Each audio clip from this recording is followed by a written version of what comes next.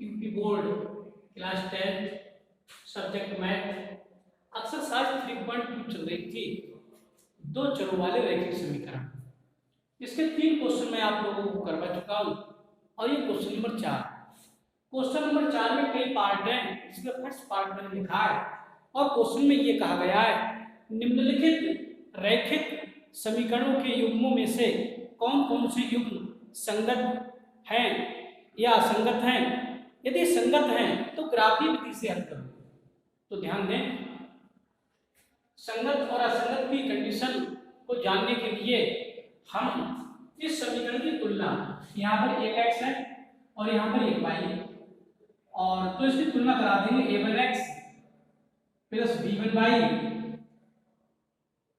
बल्कि समीकरण के लिए सबसे पहले 5 को इधर लिख देना है, ऐसे लिख देना है 1x प्लस 1y, 5 साइड में लिख तो माइनस के 5 बराबर 0।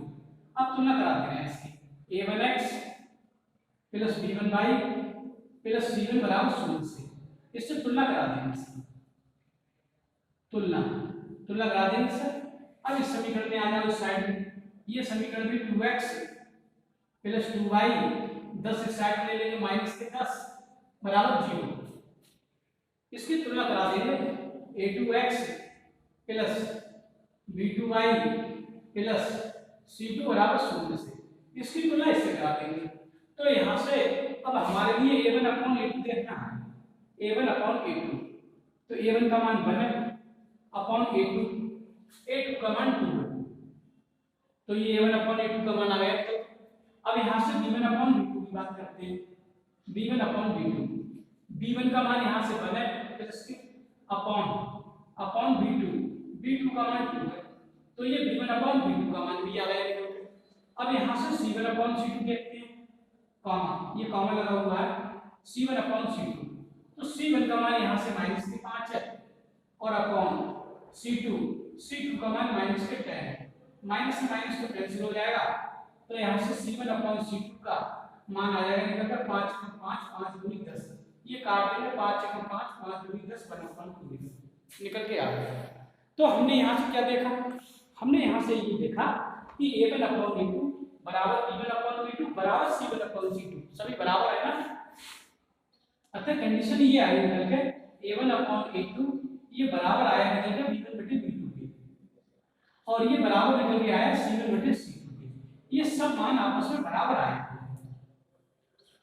जब ऐसी कंडीशन हुआ करती थी a1 अपॉन a2 बराबर b1 अपॉन b2 बराबर c1 अपॉन c2, तो क्या होता था, तो ये होता था कि जो रेखाएं थी वे एक दूसरे के ऊपर आ जाया करती थी। ऐसा सिंबल मैंने बनवाया था और इसे कहते थे रेखाएं संपाती है। संपाती कहते थे ना, रेखाएं संपाती है, तो रेखाएं संपाती है। और जब संपाती हुआ करती थी तो उसके अनंत हुआ करते थे। तो ऐसी रेखाएं हो जाया करती थी, एक दूसरे के ऊपर रेखा आ जाया करती थी, तो उसके अनंत हो जाते थे, हल होते थे। वो अलग बात है, ये नहीं अनंत हल है। अनंत हल के लिए जो समीकरण निकाय है वो संगत हुआ करता था, ये आपको पता है। तो यहाँ से इस पोजीशन में भी समीकरण निकाय जो समीकरण युग्म है ये दोनों कैसा हुआ, संगत होंगे। तो यहाँ लिखेंगे समीकरण युग्म संगत होंगे, समीकरण युग्म संगत होंगे। क्वेश्चन में यही कहा था कि रैखिक समीकरण युग्म संगत है या असंगत है। तो ये जो रैखिक समीकरण युग्म है ये कैसा, संगत है। अब कह रहे हैं संगत है तो इसे ग्राफीय विधि से हल करो। अब मैं इसे ग्राफ खींच रहा हूं, देखो ध्यान दें, ग्राफ के लिए भी ध्यान दें। सबसे पहली समीकरण की बात कर रहे हैं, सबसे पहली समीकरण है 1x, या ऐसे लिख रहे हैं x प्लस y, वो तो एक तो है ही, 1x प्लस 1y बराबर 5। तो यहाँ से y का मान आएगा 5, ये x इधर जाएगा तो माइनस का x हो जाएगा, ये हो जाएगा ना। तो इसके लिए टेबल बना देना है, इसके लिए टेबल बना दे रहा हूँ। टेबल बनाते थे जब हम लोग ग्राफ खींचेंगे तो टेबल तो बनाना पड़ेगी। यहाँ से x लिखे दे रहे हैं, यहाँ पे y लिखे दे रहे हैं। ध्यान दें, x का मान 0 रख दे रहा हूँ, x का मान 0 रख देंगे तो y का मान 5 आएगा, आ जाएगा ना। x का मान 5 रख दे रहे हैं 5, तो 5 में से 5 घटेगा 0, तो y का मान 0 आएगा। x का मान 10 दिया, ये 10 रखे दे रहा हूँ, x का मान 10 रख देंगे तो 10 में से प्लस के 5 घट जाएंगे तो माइनस के 5 बचेंगे, तो ये y का मान -5 आएगा। तो समीकरण खींचने के लिए ग्राफ पेपर पर 3 बिंदु होने चाहिए। मैंने 3 बिंदु निकाल दिए। अब दूसरी समीकरण की भी बात करना है। दूसरी समीकरण पे आ जाओ। दूसरी समीकरण है 2x + 2y बराबर 10। तो यहाँ से 2y का मान निकाल लेना है। 2y बराबर 10, ये 2x घट जाएगा तो माइनस का हो जाएगा, तो y बराबर यहाँ से निकाल लेंगे 10 - 2x अपॉन ये 2 में आ जाएंगे। अब इसके लिए भी एक टेबल बना ले रहा, एक टेबल इसके लिए बना ले रहा हूँ। ये दूसरी समीकरण थी, एक में x एक में y। तो ये समीकरण 1 से था ना, समीकरण 1 से ये बात हुई थी, और समीकरण 2 से यहाँ से बात हुई। इसे लिखे दे रहा हूँ यहाँ से, समीकरण 2 से ये समीकरण 2 है। तो 2 से टेबल बना रहा हूँ।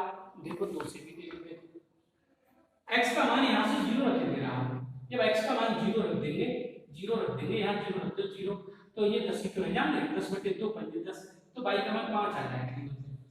सही, x का मान यहाँ से 10 रख दे रहा हूँ, 10 नहीं 5 रख दे रहा हूँ। पहले x का मान 5 रख दे रहा हूँ, 5। जब 5 रख देंगे 5 दूनी 10, तो 10 में से 10 जाने 0, 0 में 2 से बाहर होगा तो 0 ही आएगा, तो y का मान 0 आ जाएगा। x का मान 10 रख दे रहा हूँ, यहाँ से 10 रख दो। x का मान 10 दूनी 20, 20 में से प्लस के 10 हट जाएंगे तो माइनस के 10 मिलेंगे, और माइनस 10 में 2 से बाहर होगा तो 2/10, वैल्यू माइनस की 5 आएगी। तो ये बिंदु आ गए निकल के। उस समीकरण से भी ये बिंदु निकालिए, उस वाले समीकरण से भी ये बिंदु निकालिए। अब तो ग्राफ खींचने को ही रह गया, तो ग्राफ खींच दे रहा हूँ, ध्यान दें, इसे मिटा दे रहा हूँ।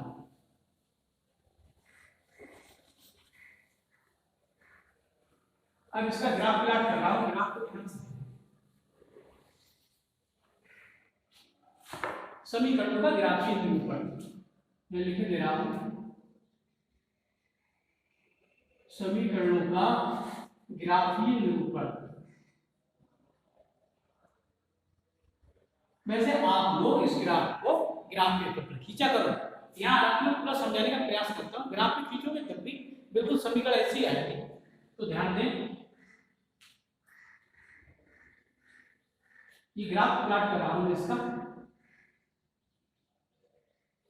ये x एक्सिस है और ये x एक्सिस की धनात्मक दिशा है, इधर धनात्मक दिशा। ये y एक्सिस है, तो y एक्सिस की ये धनात्मक दिशा है। ये मूल बिंदु O, ये x एक्सिस माइनस b इधर, ये y एक्सिस इधर माइनस b। तो सबसे पहला बिंदु है x पे 0, ये बिंदु है पहले समीकरण की 0 गामा पाई। x पे 0 चलेंगे हम लोग, x पे 0 चलेंगे, ध्यान दें। x पे 0 का मतलब है इधर चले जाएगा, चले यही है x पे 0, लेकिन y पर तो प्लस का फायर है, तो y प्लस के फायर ऊपर चलेंगे 1 2 3 4 5। तो ये वाला बिंदु यहाँ नहीं आएगा, यहाँ आ जाएगा 0 गामा फायर। तो इसे लिख दे रहा हूँ यहाँ पर 0 गामा फायर, ये बिंदु आएगा। अब अगर है x पर 5 और y पे 0, x पे प्लस के 5, तो प्लस 5 किधर चलेगा, x इधर प्लस ही है 1 2 3 4 5, x पे प्लस के 5, x पे प्लस के 5, और y यहाँ देखो, यहाँ y 0, तो y चलेंगे ही नहीं, 0 ऊपर या नीचे कहीं नहीं चलेंगे, तो ये बिंदु आएगा, ये बिंदु आएगा 5, 0 ये बिंदु आ गया। ये बिंदु और है x पे प्लस के 10 और y पे माइनस के 5, प्लस के 10 x पे इधर ही चला जाएगा 1 2 3 4 5 6 7 8 9 10, और y पे माइनस के 5, y ऊपर तो प्लस के नीचे माइनस के होता है, तो नीचे माइनस के 5 चलेंगे 1 2 3 4 5। तो ये बिंदु आया क्या है 10 गामा माइनस के 5।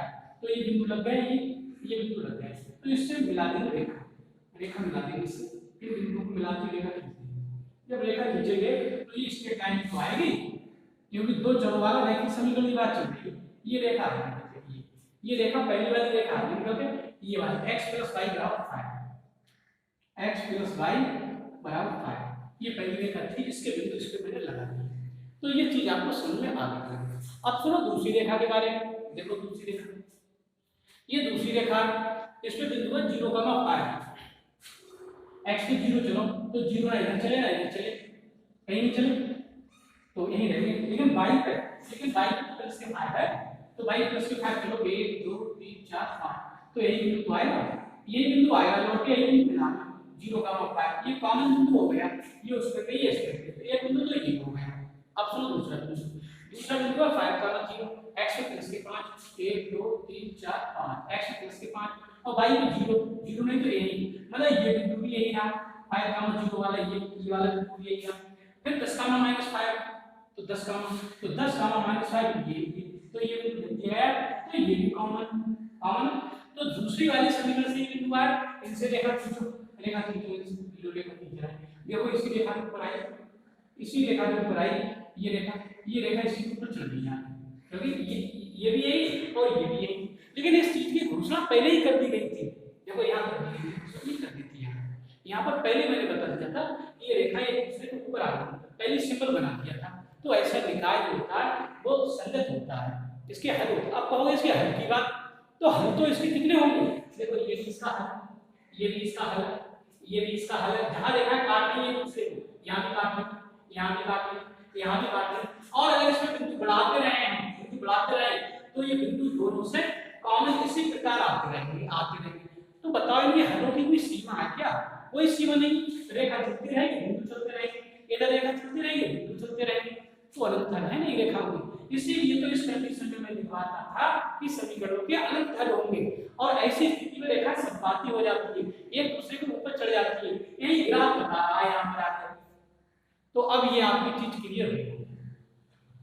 तो यहाँ लिख देगा समीकरणों के अनंत हल होंगे, लिख दे रहा हूँ, यहाँ लिख दे रहा हूँ, ये लिख दो अतः रेखा संपाती है, अतः रेखाएं संपाती है।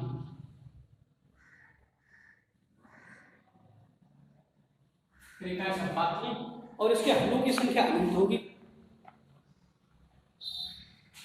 तथा समीकरणों के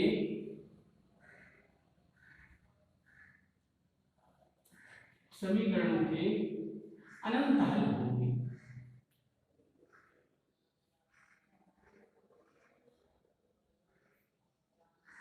अनंत हल होंगे, तो समीकरणों के अनंत हल होंगे। अब ये क्वेश्चन आपका कंप्लीट हुआ, तो